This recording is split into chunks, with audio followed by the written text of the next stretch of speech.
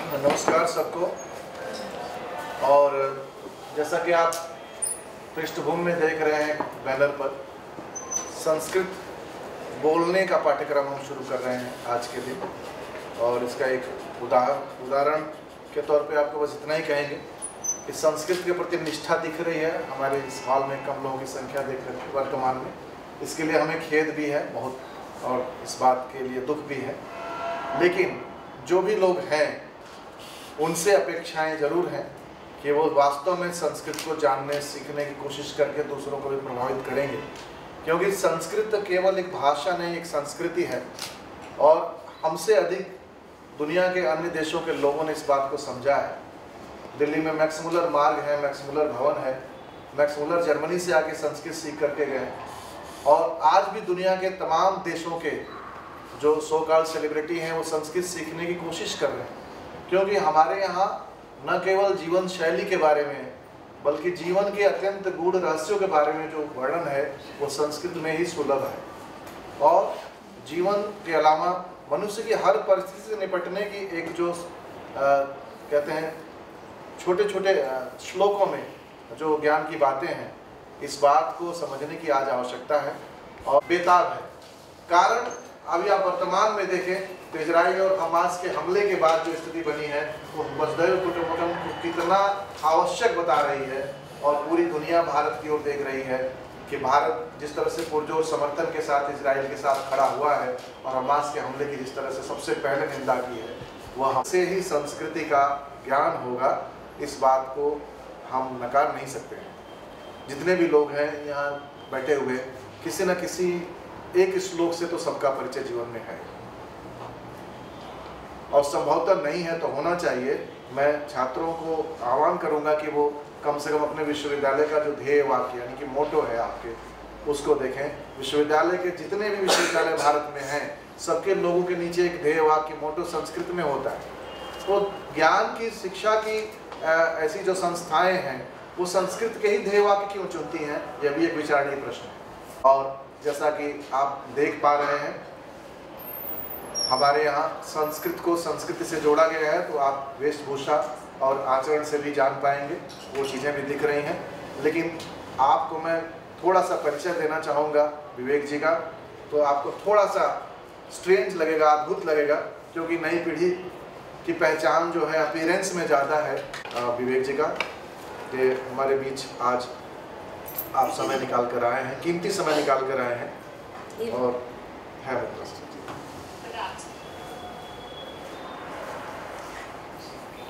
विवेक जी, माननीय विवेक कौशिक जी दिल्ली प्रांत के प्रांत संगठन मंत्री हैं, और इससे पहले बिहार प्रांत में संगठन मंत्री के रूप में काम किया है।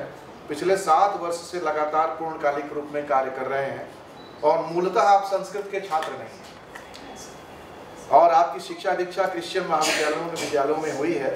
बीएससी एमएससी आपने जेएनयू और डीयू से किया है, और वर्तमान में दोनों ही कक्षाओं में गोल्ड मेडलिस्ट रहे हैं। रसायन विज्ञान में इस समय पीएचडी कर रहे हैं। कैलिफोर्निया विश्वविद्यालय में ऑर्गेनिक केमिस्ट्री में पीएचडी चल रही है।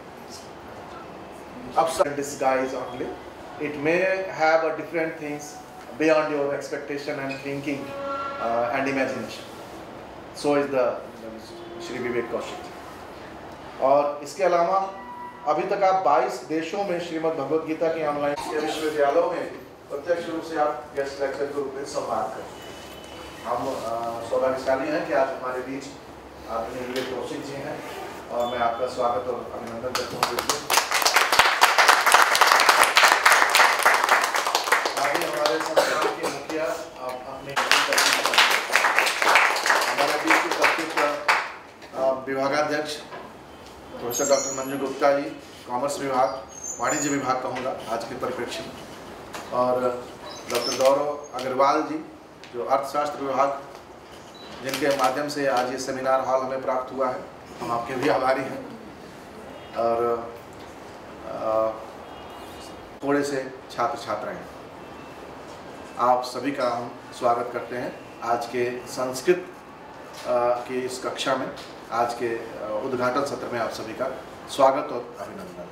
अब अपने थोड़े से विचार रखने के लिए मैं संस्थान की निर्देशिका डॉक्टर रजनी मल्होत्रा मैम से आग्रह करूंगा कि 2 शब्द कहें, फिर विवेक जी विस्तार से आपको संस्कृत महत्व के बारे में बताएंगे। कि मेरे जो संवाद में और मेरे भाषण में कुछ इंग्लिश के शब्द हों, और क्योंकि ये मैं पहले ही चर्चा कर रही थी कि कई बहुत सारे फैकल्टी मेंबर्स हमारे ऐसे हैं, इवन इंक्लूडिंग मी, जो संस्कृत और हिंदी बहुत अच्छे से नहीं जानते हैं। और यही कारण है कि हमने सोचा कि क्यों ना अपनी नई पीढ़ी को इस भाषा से अवगत कराया जाए। ये पुरानी भाषा है और इसमें ये वैज्ञानिक भाषा है। ये ज़्यादा तो विस्तार में विवेक जी बताएंगे या मनीष जी बताएंगे। मनीष जी आपका जो कक्षा है वो मनीष जी लेंगे, संचालित करेंगे और आपको संस्कृत बोलना सिखाया जाएगा पहले कि कुछ ही दिनों में आप संस्कृत बोलना सीखेंगे। और ये जो बोलने की कला है ये काफ़ी जगह से, काफ़ी बार मतलब काफ़ी सत्रों में ये लोगों को सिखाते रहे हैं। और 15 दिन में या 20 दिन में, वैसे जो हमारा है वो 10 दिन में 2 घंटे 10 दिन में ही आप संस्कृत बोलना सीख सकते हैं। और ये सिखाते हैं अगर आप सीखना चाहते हैं, क्योंकि लगन आपकी है। अगर आप सीखना चाहते हैं तो ही किसी भाषा को आप सीख सकते हैं। अगर आप मन से सोचें कि मुझे सीखना ही नहीं है तो कोई भी जितना मर्जी प्रयत्न कर ले उसको सीखा नहीं जा सकता।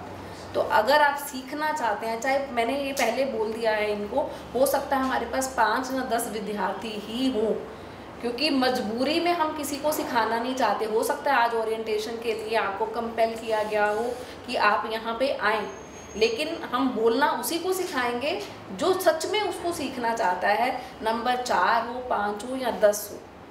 क्योंकि जब हमने गीता क्लास शुरू की थी तब भी हमारे मन में ये डर था कि शायद विद्यार्थी ना आए, लेकिन आज मुझे खुशी है कि प्रथम वर्ष के छात्रों ने खुद से अप्रोच किया कि हमारे लिए भी गीता क्लास शुरू की जाए। और अब वो अच्छे नंबर में, अच्छी संख्या में वो गीता क्लास हमारी 2 टाइम हो रही है। तो इस कोर्स को भी हम उसी लिए शुरू कर रहे हैं, 5-10 से शुरू करेंगे। और मुझे पूरा यकीन है कि आने वाले कुछ सालों में, हो सकता है 6 महीने या साल या 2 साल लग जाएं, क्योंकि ये कोर्स हम कंटिन्यू रखेंगे। इसको हम एक बार करके बंद नहीं करेंगे, ये कंटिन्यूड कोर्स रहेगा। और मुझे मालूम है कि धीरे धीरे इस संख्या में वृद्धि होगी, क्योंकि हम अपनी तरफ से पूरा प्रयत्न करेंगे कि हिंदी भाषा का, संस्कृत भाषा का ज़्यादा से ज़्यादा हम प्रयोग करें। और आपके सामने जब अच्छे वक्ता आएंगे जिनका खुद से अच्छा एजुकेशनल बैकग्राउंड है, क्योंकि कई बार हम सोचते हैं कि हिंदी भाषा वो बोलता है जिनकी एजुकेशनल क्वालिफिकेशन नहीं होता है, लेकिन जिसने BSc GNU से किया, MSc DU से किया और कैलिफोर्निया से अगर वो केमिस्ट्री में PhD कर रहा है, तो आप सोच सकते हैं कि उनका इंग्लिश का भाषा ज्ञान भी ज़्यादा होगा। ये नहीं है कि उनको इंग्लिश नहीं आता है, लेकिन उन्होंने संस्कृत पे शोध करना सोचा और संस्कृत का विस्तार करना सोचा। तो कुछ तो बात होगी इस भाषा में कि बहुत सारे लोगों ने इस पे आज चर्चा हो रही है, इस पे शोध किया जा रहा है और इसके ज्ञान के विस्तार के लिए हम बात कर रहे हैं। तो मैं निवेदन करूँगी आप सब लोगों से, ताकि आप ज़्यादा से ज़्यादा इस बात को स्प्रेड करें और सीखें। 1-2 कक्षा अटेंड करिए, नहीं अच्छा लगेगा तो छोड़ दीजिए, मत करिए, लेकिन 1-2 कक्षा अटेंड करके देखिए कि आपको इस भाषा में रुचि आती है या नहीं आती है, या मनीष जी उसको अच्छी तरह से आपको पढ़ाते हैं, नहीं पढ़ाते हैं। तो उसके बाद निर्णय लीजिए कि आपको इसको कंटिन्यू करना है या नहीं करना है। शुरू में हमने इसकी फ़ीस रखी थी 800 रुपये, लेकिन पहले 1-2 क्लास के लिए we will not charge anything. Pathak sir, किसी से कोई पैसा हम चार्ज नहीं करेंगे।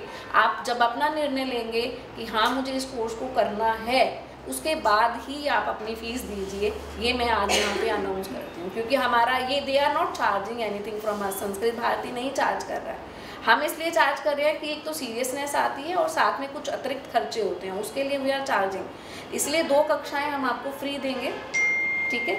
और फिर आप डिसाइड करेंगे, निर्णय लेंगे, उसके बाद ही हम इस कोर्स को आगे कंटिन्यू करेंगे। और ये मैंने ठान रखा है कि चाहे 4 हो या 10 विद्यार्थी हों सर, हम इस कक्षा को आगे बढ़ाएंगे। धन्यवाद।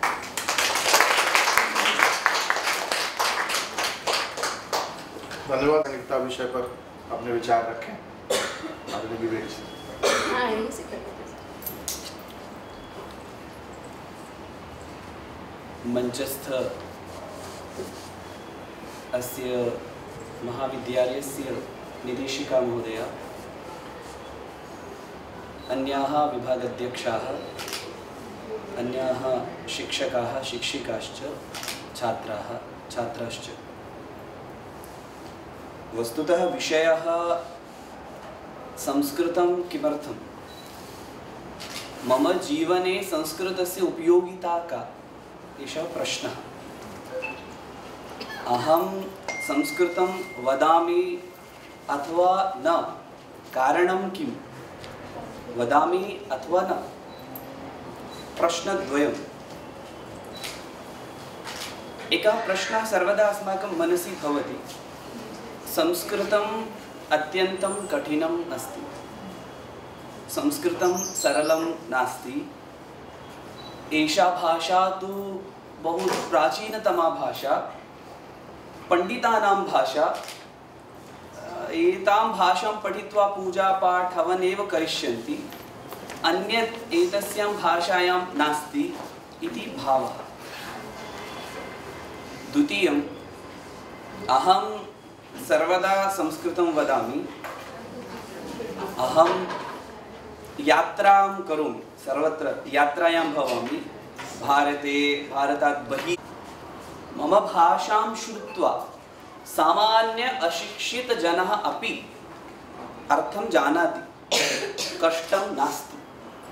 तस्य कारणं संस्कृतभाषा सर्वासां भाषाणां जननी अस्ति, अतः मातृवत् परिचयः अस्ति, अतः एषा भाषा अवगमने कष्टं नास्ति। अभी हम इसको रोक देते। कितने समझ रहे थे जो मैं बोल रहा था? 50-50 आ रहा था, ज़्यादा तो नहीं आ रहा था। ऐसे ऐसे जिसको समझ में ही नहीं आया, पता नहीं क्या बोलते, सब बाउंस हो गया। ऐसे हैं क्या? वो सब बाउंस हो गया, पता ही नहीं चला। देखो सच में बोलना है बच्चों, आपको 80-20 समझ आया, 70-70-30 आया, 50-50 आया, या बिल्कुल समझ नहीं आया? समझ में आ रही सारी बात। फिर हम आगे चलते ना। कितनों को समझ में बिल्कुल भी नहीं आया? नहीं, मुझे तो नहीं आया, कुछ भी नहीं आया। ओके, सॉरी टू से, लेकिन मुझे कहना पड़ेगा, अगर हमें समझ में नहीं आ रहा है तो फिर हमें चेक करना चाहिए कि हम भारतीय हैं क्या। क्योंकि मैंने एक भी शब्द हिंदी से अलग नहीं बोला। कठिन कठिनम, सरल सरलम, भाषा भाषा, और मैंने कौन से नए शब्द थोड़ी ना प्रयोग किए। ये सभी शब्द हमारे सामान्य व्यवहार के शब्द हैं, हम जिनका दैनिक जीवन में उपयोग करते हैं। द्वार द्वारम, हस्त हस्तः, तो ये सब क्या है? दर्पण दर्पणः, ये सब वही शब्द है। अभी आप एसी बसेस में बैठते हैं तो उसमें क्या लिखा होता है बाहर? वातानुकूलित, वातानुकूलित बस, ऐसे लिखा होता है। वो सब क्या है? ये सब संस्कृत के ही तो शब्द है। हमारा ओरिजिन क्या है? हमारा, हम कहाँ एग्जिस्टेंस कहाँ करते हैं, वो हमें सोचना चाहिए, विचार करना चाहिए। हम संतति किसकी है? हमारे पूर्वज जो रहे हैं वो किस भाषा का उपयोग करते आ रहे हैं, तो हमने उसे छोड़ दिया है बहुत पीछे की ओर, और हम आगे बढ़ने लगे हैं क्योंकि हम सोचते हैं हम ज़्यादा प्राचीन हैं, हम ज़्यादा मॉडर्न है। सॉरी, और ये तो प्राचीन वाली बातें हमारे समझ में नहीं आएंगी। मोस्टली हम ऐसा कहते हैं। अभी आप बात कर रहे थे मैक्स मूलर की, तो जब 1836 में 35 में वो भारत आए थे, 36 में उन्होंने यहाँ पर देखा कि यहाँ की सारी शिक्षा पद्धति जो है, जो एजुकेशन सिस्टम है यहाँ का, वो बहुत अलग है। यहाँ सभी साक्षात, जो मतलब आज ये पढ़ने वालों की संख्या है, उस टाइम पर जो वो थी उसकी लगभग 90% लोग शिक्षित थे। आज हम कहते हैं ना 30 है, 35 है या 14 है, ऐसा करके बताते। उस समय क्या दर थी ये तो वही जानते हैं। फिर उन्होंने क्या किया? उन्होंने कुठाराघात किया उन चीज़ों पर जिससे देश को नष्ट किया जाता है। किसी भी देश की आप 2 चीज़ें खत्म कर दीजिए, देश खोखला हो जाएगा। पहली उसकी भाषा, दूसरा उसका साहित्य। तो देश के पास में बचेगा क्या? कुछ भी नहीं। इज़राइल की बात कर रहे थे, मैं इज़राइल 2018 में गया था। तो वहाँ पर एक यूनिवर्सिटी में एक सेमिनार थी अबाउट भगवद गीता। वहाँ पर ऐसी विषय चल रहा था, तो कुछ एक बात आई थी, भारत के साथ में इज़राइल आज़ाद हुआ था 1947 में। तो इज़राइल की भाषा है हिब्रू। प्रायः जब देश आज़ाद हुआ तो भाषा वहाँ की ख़त्म हो चुकी थी, क्योंकि ब्रिटिशर्स का राज्य वहाँ पर था। तो इतने उन्होंने आक्रमण किया उनके ऊपर कि वो अपनी भाषा तक को भूल गए थे। और अभी जैसी सिचुएशन चल रही है इज़राइल की, कुछ इससे भी बदतर सिचुएशन उस समय की थी। मतलब हम कल्पना भी नहीं कर सकते, जो स्थिति भारत की रही थी वो वहाँ की भी थी। हम स्थिति पर नहीं जा रहे, हम केवल मुख्य विषय ले लेते। तो वहाँ पर बात आई कि उनकी भाषा प्राय समाप्त हो चुकी थी। कुछ लोगों ने जब आज़ाद हुए देश में, ये बात प्रचलन में है कि हम हिब्रू में ही अपने कामकाज को आरंभ करें। कुछ लोगों ने हिब्रू बोलना शुरू किया, कुछ को सिखाना शुरू किया। धीरे धीरे उन्होंने एक कम्युनिटी तैयार की जो हिब्रू बोलने लगी। अब जब वो बोलने लगे तो फिर बात आई कि अब स्कूली शिक्षा में भी उसको लाया जाए, विद्यालय शिक्षा में भी उसको आए। तो हिब्रू विद्यालय शिक्षा में आने लगी। जब विद्यालय शिक्षा में हिब्रू आई तो जो बच्चे जो सीख रहे थे, सीख करके फिर वो प्रशासनिक सेवा में गए, फिर वो आगे जाकर के वही नेता बने, उन्होंने राष्ट्र को संभालना प्रारंभ किया। बाद में इज़राइल की भाषा हिब्रू बन गई। और आज हमें सबको पता ही है कि इज़राइल किस राष्ट्रवादी देश है। अपने राष्ट्र के लिए वो अपने प्राणों तक देने में हिचकते नहीं है, इतना राष्ट्र प्रेम है उनके अंदर। मैं यहाँ कंपेयर नहीं कर रहा हूँ भारत के साथ, मैं केवल इज़राइल की बात कर रहा हूँ। कितना राष्ट्र प्रेम उनके अंदर भरा हुआ है कि हर एक घर में एक सैनिक तैयार किया जाता है। घर घर में सैनिक होते हैं वहाँ पर, कि देश के ऊपर कभी भी कोई बात आए तो हम तैयार रहें। अपनी भाषा को जानते हैं, अपनी भाषा को बोलते हैं, इसलिए वहाँ की सारी चीज़ें आज हम कहते हैं इज़राइल एक बहुत शक्तिशाली देश है। पर वो बना कैसे है, उसकी नींव कहाँ है, हम शायद वहाँ पर रुक जाते हैं। संस्कृत के साथ में भी कुछ ऐसा ही है। बहुत सारे आक्रमण हुए हैं भारत पर, एक नहीं हुआ है, बहुत आक्रमण हुए हैं। उन आताताइयों के बीच में भी स्वयं को खड़ा कर लेना ये भारत की विशेषता है। लेकिन बहुत साहित्य भी नष्ट हुआ है। नालंदा, तक्षशिला, कितना साहित्य था। इतना था, बताते हैं कि 6 महीने तक उसमें आग थी। आप सोच सकते हैं एक दिन की आग पर्याप्त होती है कि एक जिले को समाप्त करने के लिए 6 महीने तक आग लगी, इसका मतलब कितना साहित्य नष्ट हुआ होगा। तो दोनों ही चीज़ भारत के साथ में हुई, भाषा भी नष्ट की गई। आज एक नैरेटिव बहुत अच्छा चलता है, अभी हम उस नैरेटिव में जी रहे हैं। Sanskrit is a very difficult language, और ये हमारे लिए नहीं बनी है। ये तो सिर्फ पूजा पाठ के लिए, इसे करके आप सिर्फ पंडित जी हवन ये सब करेंगे। एक विधा है संस्कृत की, पूजा पाठ हवन पद्धति, ये एक विधा है। इंग्लिश में नहीं है क्या? प्रेयर्स इंग्लिश में नहीं है क्या? अन्य भाषाओं में प्रेयर्स नहीं है क्या? प्रार्थनाएं नहीं है क्या? यहाँ पर भी प्रार्थना है। अपने प्रार्थना करने का एक ढंग है, एक तरीका है। आप जब चर्च में जाते हैं तो वहाँ पर भी प्रार्थनाएं होती हैं, उनका भी एक ढंग है। हाथ कैसे आपको जोड़ने हैं या हाथ जोड़ने हैं नहीं करने, आपको कैसा भोजन करना है कैसा नहीं करना। जब आप इसमें यहाँ चर्च में आते हैं तो आपके आहार विहार कैसा होना चाहिए, पूरे चीज़ें आपको दी जाती है ना, डायरेक्शन बताई जाती है। क्योंकि मैं वहीं से पढ़ा हूँ, दैट्स व्हाई। हम लोग चर्च में भी जाते थे तो बताया जाता था कैसे प्रार्थना कैसे करनी है, आपका खाना पीना कैसा होना चाहिए। अल्कोहल कंपल्सरी अनिवार्य है, आप पी सकते हैं। हमारे यहाँ पे तो नहीं है, एक सामान्य सी बात। अब ये सारी की सारी चीज़ें जब हम कंपेयर करते हैं तो हमें लगता है कि भाषाएं कभी भी धार्मिक कट्टरता को नहीं बढ़ाती। भाषाओं का संबंध एक जाति विशेष से नहीं होता, भाषा का संबंध होता है मनुष्य से। भाषा वह है जिसमें हम अपने संवाद कर सके, एक संप्रेषण का एक माध्यम। अभी हम लोग बात कर रहे हैं, क्योंकि आप लोग संस्कृत नहीं समझ रहे इसलिए हिंदी में बात कर रहे हैं। हिंदी तो सभी समझ रहे हैं ना, क्योंकि हम एक दूसरे से हमारी मेरी बात आप समझ सके, आपकी बात मैं समझ सकूं, इसलिए हम उस भाषा का सहारा लेते हैं जिसमें हम कम्युनिकेशन कर सकें, जिसमें हम एक दूसरे के विचारों को समझ सकें। ऐसा नहीं कि आप संस्कृत बोल करके आप केवल पूजा पाठ ही करेंगे, आप हवन ही करेंगे। संस्कृत बोल करके आप वैज्ञानिक भी बन सकते हैं, संस्कृत बोल करके आप एक IAS ऑफिसर भी बन सकते हैं, संस्कृत बोल करके आप एक पत्रकार भी बन सकते हैं, संस्कृत बोल करके आप एक नेता भी बन सकते हैं, राष्ट्र को चला सकते हैं। क्या पहले राष्ट्र नहीं चले हैं जो संस्कृत थी? तो संस्कृत बोल करके क्या नहीं कर सकते, मेरा प्रश्न ये रहता है।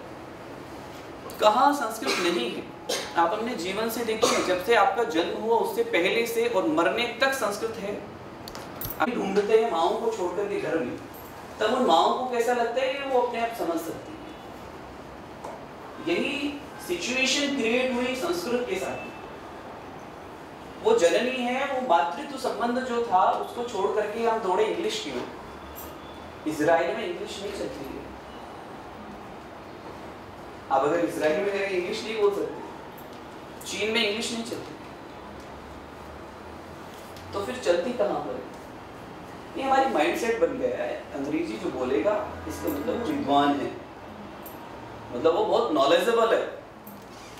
सामने नाम लिखा है रॉबर्ट का। रॉबर्ट हुक जिससे प्रभावित थे वो क्या है? भगवद गीता। जर्मनी जिसको हम इंजीनियरिंग का हब कहते हैं, ये सुनी हुई बातें नहीं कह रहे, आंखों देखी बातें कह रहे, कानों सुनी और आंखों देखी हुई। पर्सनल एक्सपीरियंस है, जब वहां पर गए थे तो वहां पे ये सारी चीजें देखी थी। ऐसा है क्या, या सिर्फ ये लोग न्यूज़पेपर्स में चल रहा है? 1200 विद्यालय और 14 संस्कृत के विश्वविद्यालय जर्मनी में है, अकेले जर्मनी में। तो क्या है संस्कृत में, ये तो फिर उनसे भी पूछना पड़ेगा।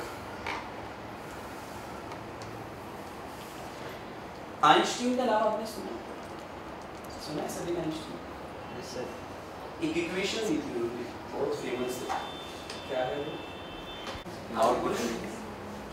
Energy can neither be destroyed nor be created. It transfers from one substance to another. इसे भी ट्रांसफॉर्मेशन, जिसको हम ट्रांसफॉर्म कर सकते हैं फॉर्म से दूसरी। अब यही बात चैप्टर नंबर 7 भगवद गीता में कही है श्री कृष्ण ने अर्जुन से। सॉरी, चैप्टर नंबर 2 में श्लोक नंबर 22 से लेकर के 29 तक। लेकिन हम तो भगवद गीता हमने तो सिर्फ तो एक आध्यात्मिक पुस्तक के रूप में पढ़ा है। We don't know about that कि उसमें ऐसा भी है क्या? वो कहते हैं नैनं छिन्दन्ति शस्त्राणि नैनं दहति पावकः न चैनं क्लेदयन्तापो न शोषयति मारुतः। वहाँ पर यहाँ एनर्जी शब्द है, वहाँ एक आत्मा शब्द है कि आत्मा को कभी समाप्त नहीं किया जा सकता है, इसे कभी उत्पन्न नहीं किया जा सकता है। ये एक फॉर्म से दूसरी फॉर्म में प्रवेश करती है, एक शरीर से दूसरी शरीर में जाती है। अब यहाँ पर आपने एनर्जी है, वहां पर आप वो आत्मा शब्द रख दीजिए, और जहाँ आत्मा है एनर्जी शब्द रखिए। ट्रांसफॉर्मेशन ही चल रहा है। उन्होंने उसको ऊर्जा कहा है और वहां श्री कृष्ण ने उसको आत्मा कहा है। फिर मास की बात आती है, पदार्थ की बात आती है। तो पदार्थ तो शरीर है, पदार्थ तो 5 एलिमेंट्स से मिलकर के बना है, पंच महाभूतों से मिलकर बना है, बाद में ये भी मिल जाना है। 5 एलिमेंट्स जहां से लिए वो वहीं जाने, पदार्थ जहां है वहीं रहेगा। पदार्थ तो पदार्थ में विलीन होगा ना। पदार्थ की अवस्थाएं 3 हैं, हम सब जानते ही हैं, ठोस, द्रव और गैस। वो इन्हीं में ही लीन हो जाता है, या तो वो ठोस में चला जाएगा, गैस में, या फिर द्रव उसमें, द्रव्य में। ये सारी की सारी चीजें जब हमारे सामने आती है, एक्चुअल में संस्कृत भाषा में लगभग 102 अरब 78 करोड़ 50 लाख शब्द हैं। 102 अरब 78 करोड़ 50 लाख विश्व की सबसे बड़ी भाषा है। ये यूएनओ की रिपोर्ट है। और अगर हम बात करें अन्य भाषाओं की तो उनके लाखों में है, लेकिन संस्कृत के अरबों में है। और एक नई बात, एक शब्द से 100 शब्द बनाने की क्षमता संस्कृत के अंदर है। इतनी बड़ी वोकैबुलरी है, माने एक पूर्ण रूप से समृद्ध भाषा। कंप्यूटर के लिए सबसे उपयुक्त भाषा कही गई है। कि इस सृष्टि में सबसे ज़्यादा स्पष्ट बोले जाने वाली अगर कोई भाषा है तो वो संस्कृत है। अगर आप इसको जैसा बोलते हैं वैसे ही लिखते हैं, यहाँ पे CUT cut and BUT but, ये नहीं है, जैसा है वैसे ही आएगा। यहाँ केमिस्ट्री को केमिस्ट्री ऐसा नहीं है, पढ़ने में कुछ है लिखने में कुछ है, ऐसा नहीं है। मैं किसी भाषा का विरोधी नहीं हूँ। कई बार ऐसा लगने लगता है हम विरोध कर रहे हैं, विरोधी नहीं है, क्योंकि हम भी आवश्यकता पड़ने पर जहाँ अंग्रेजी की आवश्यकता अंग्रेजी बोलते हैं। अगर नहीं आती है तो फिर अभी आप अधूरे हैं, अभी आप पूर्णता की ओर गए नहीं हैं। हम कितनी भी तरक्की क्यों ना कर ले, कहीं भी क्यों ना पहुंच जाए, लेकिन अगर आपको अपनी भाषा नहीं आती है तो बहुत ये कहते हैं ना, आत्मसम्मान को ठेस पहुंचने वाली बात है।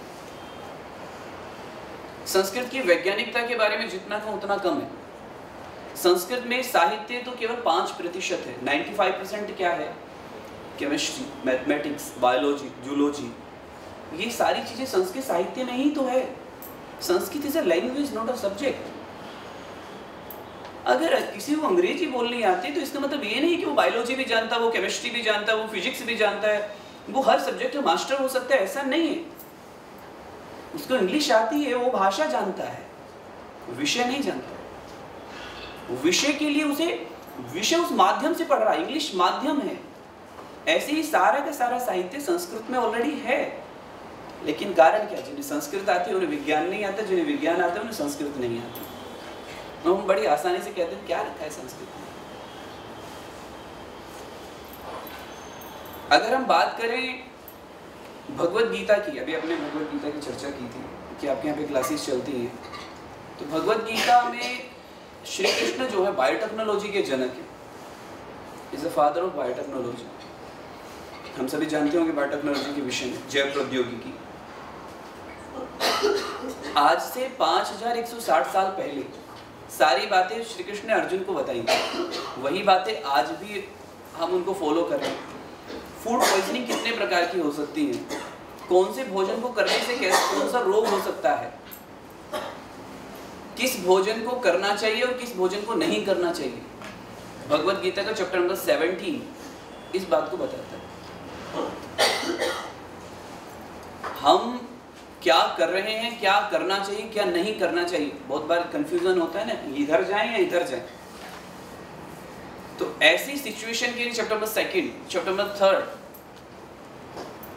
सृष्टि निर्माण प्रक्रिया क्या है, सृष्टि का निर्माण कैसे होता है, पदार्थ कैसे बनता है, सृष्टि बनती कैसे है, किस गुण के मिलने से क्या क्या होता है। चैप्टर नंबर 7 ज्ञान विज्ञान योग, यही तो है उस सब में। ये सारी की सारी जो चीजें हैं, प्रकृति पुरुष योग, चैप्टर नंबर 13, वस्तुतः क्या है सारी चीजें, लेकिन हम लोग वहां तक स्पेकुलेशंस में पड़ जाते हैं, पहुंचते पहुंचते मतों में घुस जाते हैं, मतांतरों में घुस जाते हैं। अब हम कहते हैं हम तो भगवत गीता पढ़ते हैं, कैसे यार? हम हाँ डेली पढ़ते हैं। किस भाषा में? वो इंग्लिश में पढ़ते हैं ना, वो हिंदी में पढ़ते हैं ना। वो आप एक मत पढ़ रहे हैं, किसी विद्वान ने उसका इंग्लिश में ट्रांसलेशन किया, किसी ने उसका हिंदी में ट्रांसलेशन किया, वो आप एक मत पढ़ रहे हैं, एज इट इज नहीं पढ़ रहे। और संस्कृत हो या कोई भी भाषा हो, मैं केवल संस्कृत की बात नहीं कर रहा हूँ, कोई भी भाषा हो, जिस भाषा में भावों को व्यक्त किया जा रहा है, अगर आप उसका ट्रांसलेशन करते हैं तो एज इट इज भाव नहीं आता। ये हर एक भाषा की बात है। अभी मैं हिंदी में बोल रहा हूँ, आप इसे इंग्लिश में ट्रांसलेट करेंगे तो भाव खत्म हो जाएंगे, वो चीजें चली जाएंगी जो उसके अंदर इमोशंस हैं, वो चले जाएंगे। श्री कृष्ण ने तो भगवत गीता में सारी चीजें संस्कृत में बोली है, हमें तो संस्कृत नहीं आती है, तो इसीलिए हमें संस्कृत हमारे लिए सीखना आवश्यक नहीं है, अभी तो अनिवार्य है। हमें अनिवार्य रूप से आनी चाहिए अपनी भाषा। कम से कम इतना तो आए, हम किसी के सामने खड़े हो तो हम कह सके हाँ कि मैं भारत की आत्मा को जानता हूँ। भारत को अगर जानना है तो उसकी आत्मा तो संस्कृत है, बिना उसके तो आप नहीं जान सकते। मैं बात कर रहा था कि जैसे हमारे 4 वेद हैं, 4 वेदों में एवरी वेद गोट अ उपवेद, हर एक वेद का एक उपवेद भी है। उपवेद क्या है? जैसे गांधर्व वेद। अभी गांधर्व वेद क्या है? संगीत कितने प्रकार का हो सकता है, वाद्य यंत्र कितने प्रकार के बजाए जा सकते हैं, उनको उनके जो इंस्ट्रूमेंट्स हैं उनको किस किस प्रकार से आप उपयोग में ला सकते हैं, ये गांधर्व वेद में है। स्थापत्य वेद, ये उपवेदों के नाम ले रहा हूं मैं। स्थापत्य वेद जो आप ये भवन निर्माण देख रहे हैं ना, कहाँ पर क्या बनना चाहिए, जिसे हम आर्किटेक्ट उसमें ले जाते हैं, कहाँ क्या होना चाहिए, किस दिशा में क्या बनना चाहिए, क्या नहीं होना चाहिए, वो विंडो इधर होनी चाहिए या इधर नहीं होनी चाहिए, शिल्प शास्त्र जिसको हम कहते हैं। तो ये कहाँ पर है? संस्कृत में है। फिर हम लॉ के उसमें आते हैं, न्याय को लेकर के। तो हमारे यहाँ पे न्याय को विषय में न्याय शास्त्र पूरा का पूरा है, न्याय शास्त्र पढ़िए। फिर कि ठीक है, मतलब आप जो हैं वहीं पर आपके लिए संस्कृत कहाँ उपयोगी हो सकती है आपको देखना है। संस्कृत साधन है, उसके द्वारा आपको जाना कहाँ तक है। मेरा विषय केमिस्ट्री है, अब केमिस्ट्री में संस्कृत कहाँ सहायक हो सकती है, मैंने भी वही देखने की कोशिश की। अगस्त संहिता कंप्लीटली इलेक्ट्रोकेमिस्ट्री है। अगर हम अगस्त संहिता की बात करें तो वो पूरी इलेक्ट्रोकेमिस्ट्री है। इलेक्ट्रिसिटी कितने प्रकार से बनाई जा सकती है, इन्वर्टर क्या है जो आज के समय में उपयोग करते हैं, ये किसने दिया? ये महर्षि अगस्त का दिया हुआ है। आज के समय में हम उसे किस तरह से उपयोग में ला रहे हैं? ऊर्जा का संरक्षण करके, इलेक्ट्रिसिटी का संरक्षण करके। ऐसे बहुत सारे विषय है, फिजिक्स है, केमिस्ट्री, मैथमेटिक्स, आर्यभट्ट, शून्य का आविष्कार। मतलब मैं इतना कहता हूँ कि अगर मैं पूरा दिन भी इस पे चर्चा करता रहूँ तो मुझे नहीं लगता कि दिन भी कम पड़ जाएंगे और चर्चाएं समाप्त होंगी, क्योंकि संस्कृत एक अथाह समुद्र की तरह है। विषय इसमें बहुत भरे हुए हैं क्योंकि एक भाषा है। हमें क्या चाहिए हमें देखना है। अब एक बात हम लोग लेते हैं कि संस्कृत मेरे लिए कहाँ यूजफुल हो सकती है। हम थोड़ा अपना स्वार्थ भी तो लेके चलते हैं। तो संस्कृत बोलने से, संस्कृत एक वैज्ञानिक भाषा है, ये बिल्कुल क्लियर है, लेकिन एक यौगिक भाषा भी है। संस्कृत बोलने से योग भी होता है। सब चाहते हैं ना कि हमारा माइंड एकदम शार्प रहे, सारी चीज़ें जो भी याद करे एकदम याद हो जाए और नंबर्स भी अच्छे आए और मेमोरी एकदम बढ़िया रहे, सब यही चाहते हैं। तो इसके लिए संस्कृत महर्षि पाणिनि जी ने जब बनाई होगी, जब उन्होंने वर्णों का आविष्कार किया होगा, तो वो ये विचार करके ही किया होगा कि हमारे लिए उपयोगी कैसे हो सकती है। जैसे कि संस्कृत में कुछ शब्दों के उच्चारण कर प्रैक्टिकल देख लेते हैं, क्या है करके देखें। चलिए कुछ शब्द बोलते हैं, बोलिए। राम, कृष्ण, मोहन, सोहन।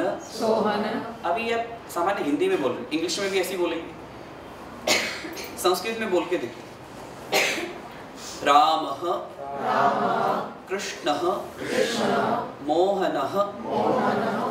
अब जब आप ये बोल रहे हैं राम, कृष्ण, तो आपका जो उदर है वो झटके के साथ अंदर जा रहा है और श्वास बाहर आ रही है बहुत तेजी से। इसे कपालभाति प्राणायाम कहते हैं। करके देखिए फिर से। राम, कृष्ण। विसर्ग का जब आप उच्चारण करते हैं, जहां भी विसर्ग आएगा, जब आप उसका उच्चारण कर रहे हैं, कपालभाति प्राणायाम होता है। और मुझे ये कहने में तनिक भी संशय नहीं है कि जिनकी स्टमक, जिनको डिजीज नहीं है, वो पूर्ण रूप से स्वस्थ हैं। हमारी जितनी भी बीमारियां शुरू होती हैं वो सब कहाँ से होती हैं? पेट से होती हैं। वो जितनी भी बीमारियां सारी यहीं से। अगर ये ठीक हो गया तो कोई बीमारी नहीं। ये एक उदाहरण था। कपालभाति हो रहा है केवल संस्कृत बोलने से। एक और लेते, आप बोलिए जल, वन। आप इसे इंग्लिश में बोले वाटर। अब वन, फॉरेस्ट बोल लीजिए। अब कुछ अंतर लग रहा है क्या? अंग्रेजी केवल एक ओष्ठीय भाषा है जो केवल होठों से बोले जाने वाली, जिसमें केवल अधिकांश होठों का प्रयोग है। और संस्कृत वह भाषा है जिसमें जीभ की सारी मांसपेशियां काम करती हैं। आपकी जीभ आगे भी दांतों से भी टच होगी, वो तालू से भी टच होगी, और जीभ ऐसे मुड़ेगी भी, जिसे मूर्धन्य वर्ण कहते हैं। मतलब आपकी जीभ पूरे चारों राउंडेड घूमती है। इसलिए कहा जाता है जो संस्कृत बोलते हैं वो कभी तोतले नहीं होते, क्योंकि उनकी जीभ की सारी, इट्स अ साइंटिफिक रीजन, जो संस्कृत जिसकी जीभ की सारी मांसपेशियां काम कर रही है वो तोतला नहीं होगा। तोतले कौन होते हैं? जिनकी जीभ की मांसपेशियां काम नहीं कर रही ठीक से। इसलिए भी बच्चों को स्पीच थेरेपी कराते हैं। क्यों कराते हैं बच्चों को स्पीच थेरेपी? ताकि उनकी जीभ जो है उठ जाए, वो टंग उनका उठ जाए, वो जो अभी चिपका हुआ है तालू नीचे से, वो ठीक से काम करने लगे। आपने देखा वो कुछ लोग शब्दों का उच्चारण करते हैं तो उनके शब्दों के उच्चारण ही स्पष्ट नहीं है। जब वो बोलते हैं तो कुछ वर्ण अंदर खा जाते हैं, कुछ बाहर निकल के आते हैं। कई जगह ऐसे करना, दोबारा से बोलना, क्या बोला था। तो जो शुद्धता है ये इस भाषा में है, क्योंकि साइंटिफिक भाषा है। इसकी जो जीभ की मांसपेशियां काम कर रही हैं, हम अपने शरीर से ही देखें ना सारी चीजों को। तो अभी हमने जल और वन बोला, अभी इसे संस्कृत में बोलते हैं जलम, वनम, भवनम। जब आप इन्हें शब्दों का उच्चारण कर रहे हैं तो क्या हो रहा है? जलम, वनम, भवनम। भवरा कैसे गूंजता है? ऐसे ही होता है ना गूंजन। जब आपने बोला जलम, वनम, तो आपका एक वाइब्रेशन हो रहा है, एक वाइब्रेशन क्रिएट हो रहा है। इसको क्या कहते हैं? भ्रामरी योग। और भ्रामरी योग को करने से क्या होता है? भ्रामरी योग को करने से मस्तिष्क एकाग्र होता है, माइंड की जो कंसंट्रेशन पावर है वो बढ़ने लगती है। और जब वो बढ़ने लगेगी तो याद, मेमोरी को जो कहते हैं ना शॉर्ट टर्म मेमोरीज, वो समस्या आएगी नहीं। इसलिए संस्कृत बोलने वाला व्यक्ति कभी डिप्रेशन में नहीं जाता। संस्कृत बोलने वाला व्यक्ति कभी तनाव में नहीं जाता। क्यों? क्योंकि वो इतनी सारी एक्सरसाइज करता रहता है और वो खुद को इतना इन्वॉल्व रखता है चीजों में, तनाव आएगा ही नहीं। उसके तनाव आता क्यों है? हमारे मस्तिष्क के अग्रभाग में एक केमिकल होता है जिसे कहते हैं गावा केमिकल। जब हमारे अंदर गावा केमिकल की कमी होती है तब हमारे अंदर चिड़चिड़ापन आता है, गुस्सा आता है बात बात पर, किसी की बात अच्छी नहीं लगती है। ये मैं गावा केमिकल की कमी बता रहा हूँ, आप में भी हो सकता है। हमारे अंदर जब गावा केमिकल की कमी होती है, हमारे अंदर इमोशंस की कमी आने लगती है। हमारे से कोई बात कर रहा हो, अगर हमारे अनुकूल बात हो रही है तो अच्छी है, और अगर हमारे अनुसार बात नहीं हो रही तो हमें वो एकदम चिड़चिड़ापन आने लगेगा, एक इरिटेशन होने लगती है। घर में भी बहन भाइयों में बात हो रही है, वो आपस में लड़ाई बन जाती है, छोटी छोटी बातों पर लड़ाइयाँ होने लगती हैं। वो क्यों? क्योंकि गावा केमिकल की जब कमी होती है तो व्यक्ति तनाव की ओर बढ़ने लगता है धीरे धीरे। ऐसा मैं नहीं कह रहा हूँ, विज्ञान कहता है। जब आप संस्कृत बोलते हैं जो वाइब्रेशंस क्रिएट होती है कपालभाति और प्राणायाम करने से, वो गावा केमिकल में वृद्धि होती है। और जब वो वृद्धि होती है, गावा केमिकल बढ़ने लगता है, तब आपके अंदर प्रसन्नता, एक खुशी, एक ऑटोमेटिकली एक अंदर से खुशी रहती है, बिना कुछ किए आपके अंदर खुशी रहती है। कभी कभी आपको लगता है ना आज मैं बहुत खुश हूँ, रीजन कुछ नहीं है, बस खुश हैं। कभी कभी लगता है ना आज बस रोने का मन कर रहा है, क्यों नहीं पता, बस रोने का मन है। तो ऐसा क्यों होता है? कभी कभी बहुत गुस्सा आने लगता है, इरिटेशन होने लगती है, कोई कारण नहीं है इरिटेशन का, अपने आप हो रही है। तो जस्ट चेक योरसेल्फ। तो हम लोग कहाँ स्टैंड कर रहे हैं? तो जब संस्कृत बोलते हैं तो ये सारी कमियां दूर होने लगती हैं। आपने मंत्र के बारे में बोला, अपने श्लोक के बारे में बोला कि हम सबको एक एक श्लोक तो हमारे जीवन में होगा, निश्चित रूप से होगा। एक श्लोक पूरे जीवन को बता देता है। आईआईटी रुड़की में हमारा नित्य, वहाँ पर आईआईटी रुड़की में हमारी नित्य वहाँ पे सेमिनार्स नहीं, हमारा एक कभी एक पुस्तक छपी जिसका नाम है सुभाषितम। सुभाषितम आईआईटी रुड़की के लिए पब्लिश की गई पुस्तक है। आईआईटी रुड़की में हमारा संस्कृत क्लब है जो पूरा संस्कृत के लिए वहाँ पे चलता है। आईआईटी गुवाहाटी में भी है, आईआईटी कानपुर में तो संस्कृत एक बिल्कुल अनिवार्य रूप से पढ़ाई जा रही है। आईआईटी मद्रास में भी है, आईआईटी दिल्ली में भी है। तो ये वहाँ पर भी संस्कृत चल रही है। जब हमें चीज़ें समझ में आने लगती है तो हम उन्हें अडॉप्ट करते हैं, लेकिन पहले बताने वाले भी होने चाहिए। जैसे संस्कृत अत्यंतम सरलम अस्ति, संस्कृत एक सरल भाषा है, क्योंकि जब तक मुझे पता नहीं था तब तक मैं बोल रहा था, लेकिन जब पता चला तो हम अब उसको अडोप्ट कर रहे हैं और हमें उसे अपने जीवन में लाना चाहिए, क्योंकि हमारी खुद की भाषा है। वैसे तो विषय तो बहुत लंबे हैं, बहुत सारी बातें हैं संस्कृत के विषय में, ख़त्म नहीं होंगी। संक्षेप में बहुत कुछ करना चाहते हैं, बहुत कुछ पाना चाहते हैं, बहुत सारी चीज़ें हम गेन करना चाहते हैं, लेकिन क्या वो वस्तुएं हमारे जीवन का उद्देश्य हो सकती हैं? Just think about that. नौकरी चाहिए तो नौकरी के बाद फिर एम क्या है? वो कहते हैं फिर गाड़ी होनी चाहिए, ठीक है, गाड़ी भी होगी, फिर क्या है? और जीवन का उद्देश्य अब अच्छा, मतलब सब कुछ अच्छे से मैनेज होना चाहिए, हो गया, फिर क्या जीवन समाप्त है क्या? इट मीन्स दैट जीवन का लक्ष्य ये वाली चीजें नहीं है जो हम देख रहे हैं। जीवन का लक्ष्य एक दूरगामी होना चाहिए, ऐसा लक्ष्य जो कभी समाप्ति ना हो, जिसके लिए आपके दिल में एक आग बनी रहे, जिसको पाने के लिए आप हमेशा दौड़ते रहे। लक्ष्य ऐसे होने चाहिए जो सोने ही न दे। संस्कृत को लेकर के ऐसे लक्ष्य होने चाहिए कि मुझे संस्कृत सीखनी है तो फिर सीखनी है। कोई भाषा सीख सकते हैं इतनी जल्दी? किसी भाषा को सीखा जा सकता है 20 घंटे में? बताइए आप लोग। संस्कृत को सीखा जा सकता है। अब आप कहेंगे ऐसे कैसे हो सकता है? यहाँ आप पढ़ाएंगे रामा रामो रामा, हाँ, फलम फले फलानी, संस्कृत कभी ना आनी,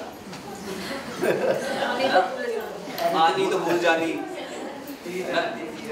तीता अंति सीता था, ये है संस्कृत में, लेकिन ये नहीं है। और जो पुरुष दिख रहे हैं वो सब उसके लिए पिताजी हैं। तो घर के बड़े क्या करते हैं? ठीक करते रहते हैं, बेटा ये माँ है और ये पापा है। जब बच्चा बड़ा होने लगता है तो वो खूब बोलने लगता है अच्छे तरीके से, फिर वो माता जाती है और पिता जाता है बोलता है। ग्रामेटिकली वो बिल्कुल ठीक बोल रहा है, माता जाती है और पिता जाता है, ऐसा नहीं बोलता माता जाता है। वो जो परिवेश में भाषा बोली जा रही है वही बोलेगा। अगर आप इंग्लिश बोल रहे हैं बच्चे के सामने तो वो इंग्लिश में बात करेगा, हिंदी बोल रहे हो तो हिंदी में बात करेगा, तमिल, तेलुगु, मलयालम, कन्नड़, जो भी भाषा आपकी परिवेश की है वो उसे ही अडॉप्ट करेगा। अब जब बच्चा बोलने लगा तब घर के बड़े क्या कहते हैं? ये बहुत बोलने लगा है, अब इसे विद्यालय भेजो। तो हमने बच्चे को स्कूल कब भेजा? जब उसने बहुत बोलना शुरू कर दिया। Same thing is here. जब हमें भाषा बहुत बोलनी आने लगे, वो रामः रामौ रामः, फलम फले फलानी, आम भी खाया था, लेकिन what is the difference between अ एंड आ? ये उसने विद्यालय में जाने के बाद सीखा। लेकिन इसका मतलब क्या उसने पहले अनार नहीं खाया? क्या उसने पहले आम नहीं खाया?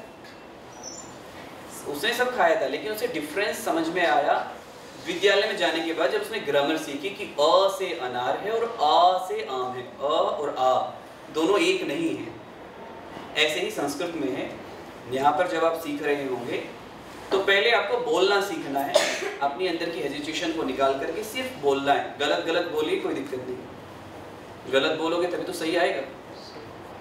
तो जब गलत गलत बोल रहे होंगे तो यहाँ शिक्षक होंगे ठीक करने के लिए, तो फिर वो शुद्ध रूप से भी आने लगेगा। और फिर जब आप ठीक से बोलने लगे उसके बाद आगे बढ़िए, और उसके बाद आगे की यात्रा आरंभ होती है। इसी के साथ में धन्यवाद।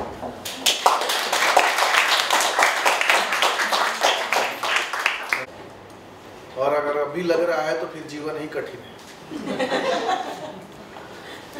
क्योंकि कहते हैं ना कि जो सहजता है वही ग्राह्यता है।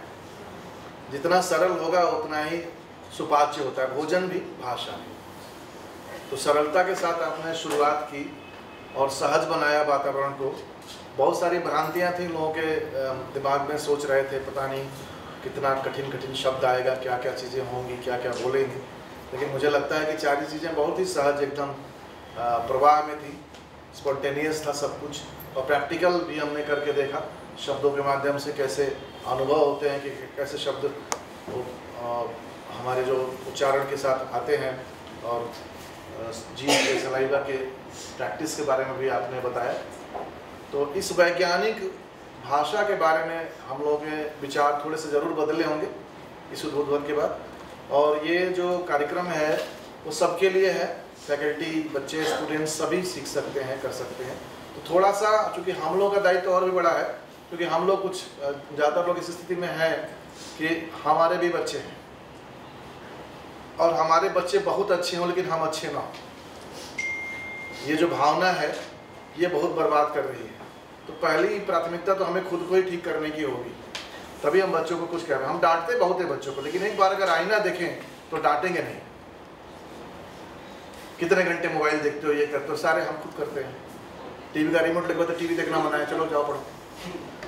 तो बच्चे के मन में विद्रोह पर लगता है, अच्छा चलो तुम जाओ वापस, फिर बताता हूँ।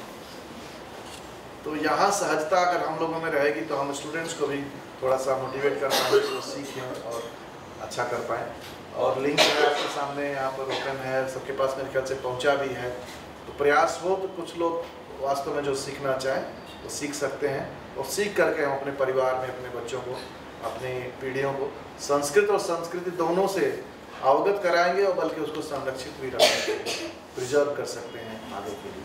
धन्यवाद मनीष जी, बहुत बहुत धन्यवाद। हमारे मनीष जी, विवेक जी समझ आएंगे। मनीष जी सामने हैं।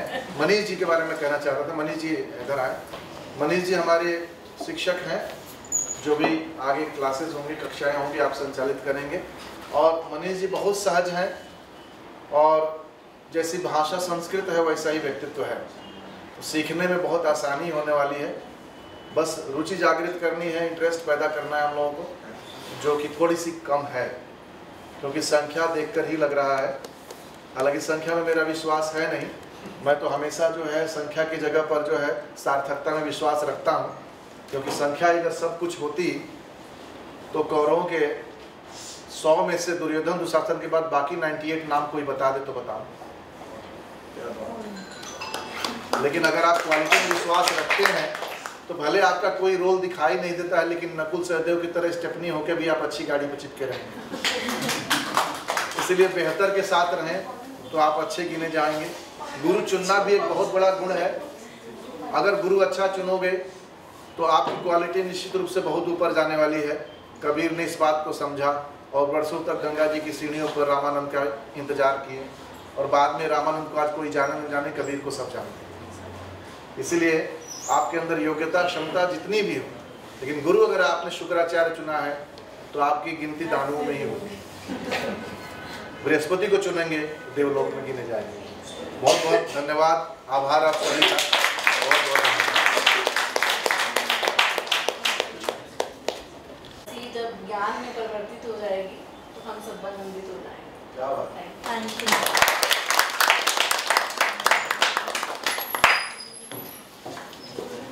इसमें